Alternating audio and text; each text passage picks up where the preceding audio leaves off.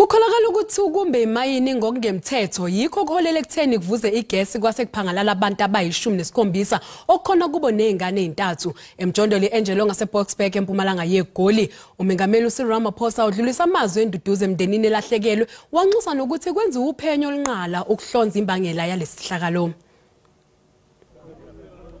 Kukholakala ukuthi abamba ezimayini ngokungemthetho abadume ngelozi zamazama bavule ezimayini yokuzenzela kule ndawo yemjondolo bebesebenzisa iGas ebizwa ngenitrate oxide ukumba igolide ngeshwa lagcina elibalahlile kwavuza iGas lapho beyigcina khona. Okubhlungu ukuthi senzo sabo sidlule nomphefumulo wabantu abayishumi nesikhombisa.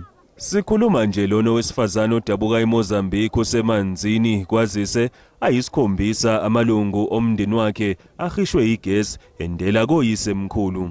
Noma ngifika la udeya kungeneki shem kuyanuka kakhulu. Ngibuyele emuva ngihlala phansi. Ngiphinze ngisukume. La ndlela kugcwele imanzi la. Ngatha la manzi ngarifaka emzimbeni.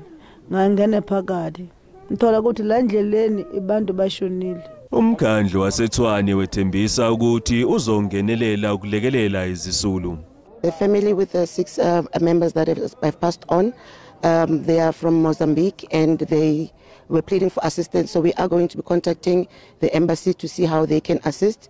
And then we've got the other family with 4 members who are from Zimbabwe, and they've also are looking for assistance. So we will be making those calls to the embassy to see how they can assist. Abezimo eziphuthumayo eKuruleni bathi kungene ucingo libeka uqhuma kweGas kepha kuthe bangatheleka endaweni yesehlakalo bathola ukuthi iyavuza nje kuphela. It was heartbreaking. So it's something that we might need assistance personally because the bodies were scattered literally everywhere. And I want to thank our team because they know exactly where each body was.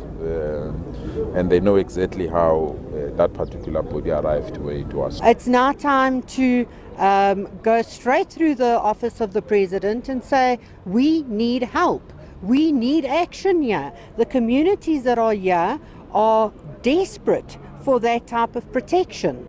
Umphakathi kule ndawo ufuna ukuba kujutshwa amasosha ngelithi abamba ezimayini ngokungemthetho bazenzela umathanda.